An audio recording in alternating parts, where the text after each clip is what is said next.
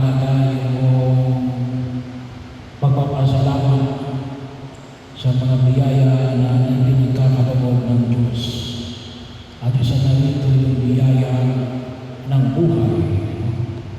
Yan ang hamon na pinanganin sa akin ng buong may kapal. Sabi nga ay, ako ang daan, ang kabutuhan ng buhay. Hindi lang tayo binigyan ng Diyos ng buhay, pero nais niya na tayo magkaroon ng buhay na ganap at kasiya-siya. Ganap at kasiya-siya. At isa ang bahagi ko na pinag-aralan sa akin, sabi nga namin, panagin tayo magpasalamat sa biyaya ng buhay na ibinibigay ng Diyos sapagkat anytime ay pwede pamigay ng Diyos ang buhay na yan. Kaya habang nasa atin ay nawa magamit natin ang ganap at kasiya-siya. At isa nitong panyaya na ipinahayag ni Jesus na rin, huwag kayong mabalisa. Napakahalaga ho. Sabi nga ho minsan, sa daigdig na ito, yung ako ay naaapektuhan ng maraming pagkabalisa. Kaya kuminsan may mga bagay na maraming sabi natin regrets. Yung tayo ay marami panghihinayang. Bakit? Kasi natakot tayo. Nabalisa tayo. Panyaya na pinapayang ng Jesus, huwag tayo mabalisa. Bakit? Sapagkat sabi nga natin, nais ng Diyos na tayo magkaroon ng buhay na ganap at kasiya-siya. At nais niyang pakinabangan natin yung buhay na ito na higit na maging kalugod-lugod sa harapan ng buong may kapal. As long as, sabi nga namin, kung hindi naman tayo tumamaan sa landas ng kasalanan. Kasi nais ng Diyos ay hindi tayo tumahan sa landas ng kabanalan. Kung ang kabanalan naman ay kung ito baga ay kalugod-lugod o hindi kalugod-lugod sa harapan ng buong may kapal. Ibig sabihin, ipagpatuloy natin. Kasi sabi nga ako ng science, ay mismo ng agham, na marami daw regret ang tao, maraming panghinayang ng tao. Sapagkat maraming pag-aalala, maraming pagkabalisa, maraming takot.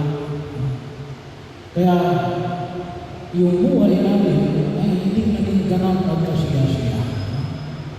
Nadala tayo ng maraming takot at pag-aalala. Bahagi yun.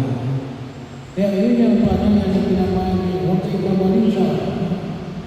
Huwag tayo mabalisa sapagkat kung tayo naman yung tumatahan sa tamang landas, ay kung hindi naman tayo lumalabag sa pamantayan ng Diyos, ay ipagpatuloy natin.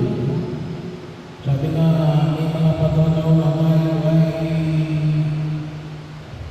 maaaring may pagkukulang at pagkakamali. Bahagi rin mo na kung saan ay pwede naman tayo makabawi kaysa sa hindi namin sinubukan. Dahil sa nawalan tayo ng pagtitiwala. Kasi kung maral na uunawaan natin yung binayad na Jesus sa ibang kayo natin dahil may isang manalig. Manalig kayo sa Diyos. Manalig kayo sa akin. Ano bang sabi sa batal?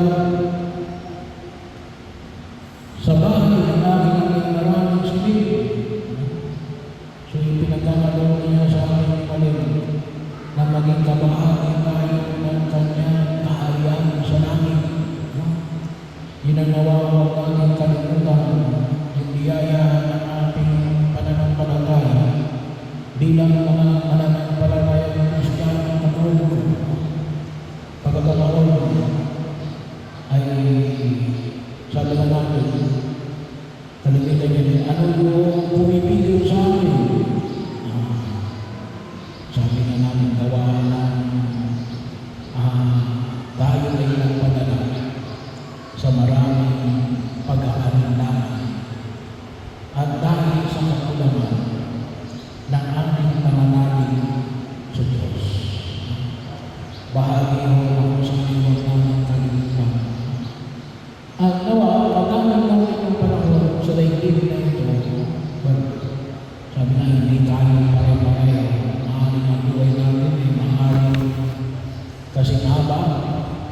maaaring mas mahaba kaysa kay Alex o maaaring mas maiksi kaysa kay Alex. Pero at least, masabi namin natin na yung buhay na ipinagkaloob sa akin ng Diyos ay nagamit ko ng maayos. Walang panghihinayang, walang nasayang na panahon. Kahit masabihin natin na hindi naman tayo 100% na nagtagumpay, mas maigi yung kaysa sa hindi namin sinubukan. Kasi sabi namin kalimutan ng ating panghinayang yan. Hindi man lang namin masubukan. Kaya hindi natin alam kung mararating ba natin o hindi yung ating bibigyan sa buhay. Bakit? Hindi namin sinubukan.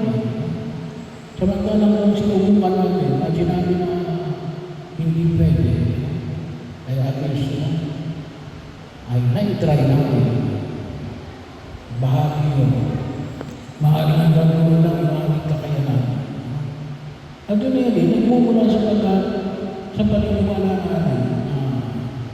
Tulad ng pinamanay ko sa ipamay natin, na hindi tayo pababalaan ng Diyos. Na nais ng Diyos natin, na makita natin, na inihanda niya kahit na yung buhay.